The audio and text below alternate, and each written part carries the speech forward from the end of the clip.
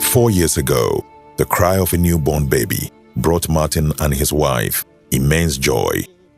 They could not contain the joy of being first-time parents. But that excitement ebbed away a year on. Their bundle of joy could not function properly. He can't stand on his own, sit or catch up, not talking. The neck falls and goes back like that, unless you have to support him. He was diagnosed of cerebral palsy. Yeah, so as he's growing after 2 years, he's not responding. Though he understands when you talk, I feel like performing the action, but you realize all the muscles, everything, they are weak. He can't stand on his own, sit down, do anything. Even the talking wasn't coming. So I took him back to the hospital for a proper checkup. So that is where he was diagnosed that no, it's a cerebral palsy. Despite having little knowledge of cerebral palsy, Martin was troubled by the news and worried about how to care for his son. He recounts how everything took a downward turn and eventually his wife abandoned him and the child. His wife's family claimed he had jinxed his own son. The family of the mother were giving a pressure to her that what a baby she has given birth to and the baby can't respond to anything like that. So he should find a way of leaving the child. So they claimed myself and my family bewitched the boy. That is why the boy is like that. So they've given her pressure, a lot of pressure. So she have to leave the child and go. That is 2 years. So after that, I have to take over because myself, I don't have a family. My mom is not alive, who can take care of him for me. So I took up the responsibility myself as a mother, at the same time as a father. So I do everything a woman does to take care of the baby. That is what I do. In the section of only not breastfeeding, that is but whatever a woman does to take care of the baby, I do all those things myself. And at the same time, playing the role of a father.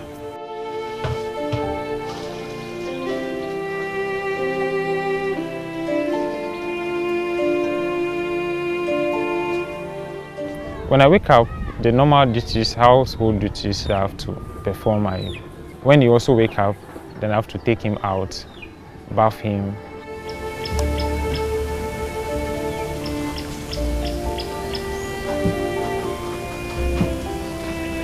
After bathing, I massage a bit, then I feed him.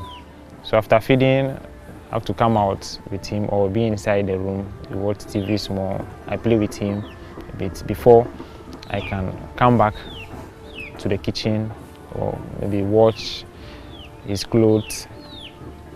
And then I take a rest a bit.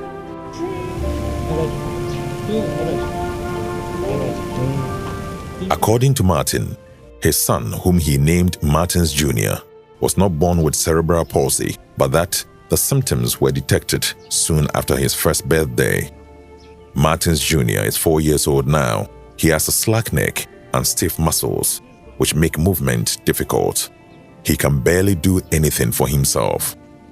Martin, worried about his son's condition, sought remedies from several health facilities and even tried herbalists, but all to no avail.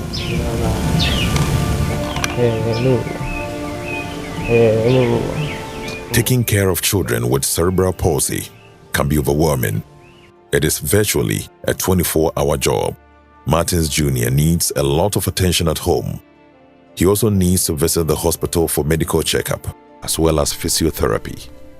Martin says, as a single father, although he feels blessed to have a child, the boy has also put a heavy burden on him.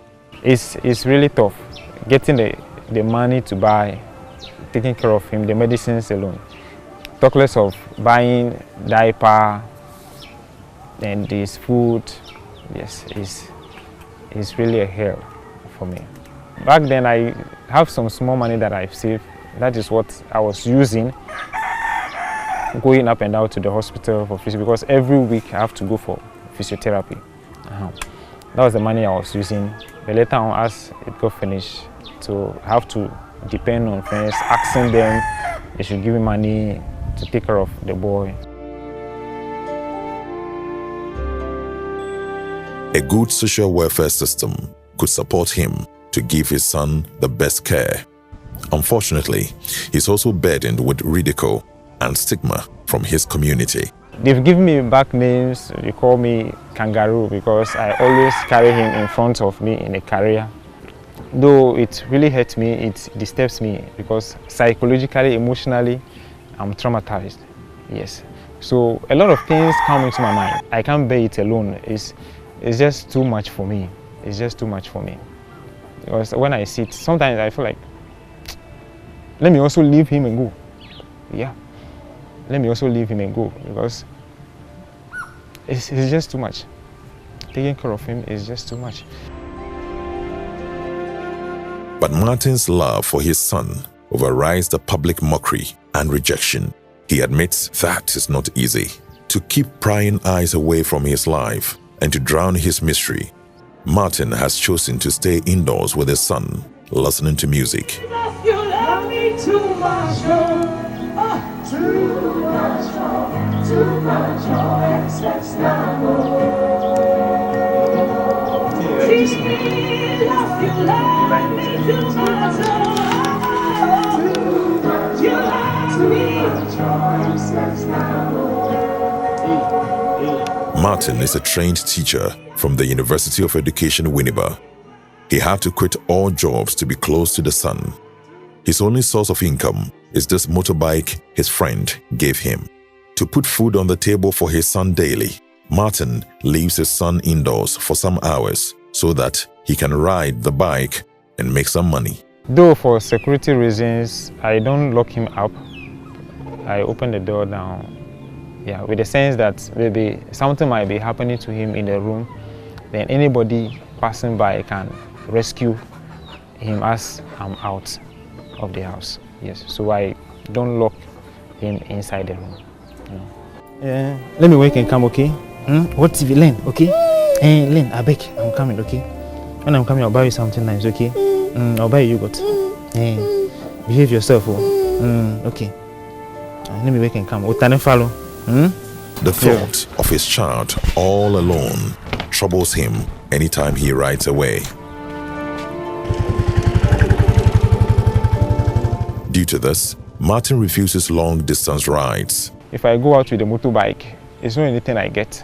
If I get the maximum money I get is maybe 30 cedis for a day. And from that 30 cedis, I'm going to buy his food, buy petrol from it again so that I can maintain the machine and go back to the next time So it's something that I feel that I'm being wicked to myself. Yes, in doing all these things. Yes, because nobody seems to care for us. The cause of cerebral palsy is unknown, but genetic abnormalities, congenital brain, maternal infections, and fetal injuries are associated with the condition. Although there are no official statistics on the number of children with the disorder, Cerebral Palsy Africa estimates that 1 child in every 300 births has the condition in Ghana. Martin has a wish that will ease the burden of raising his son alone. My wish is to get a computer shop that I can be doing printing, photocopy, typing and the rest. Then also train students who have finished school and want to learn IT. Those who have finished from GSS, SS, yes, and anybody in the society or the community who want to learn or know about IT computing, because I believe these days everything now is IT, yes, computing. So that is my wish now. Then whatever I get, the money I get from there, I will use it to support Hillary. But for now, Martin continues to shower his son with love hoping life smiles at them one day. Emmanuel Juvenis report for Joy Prime.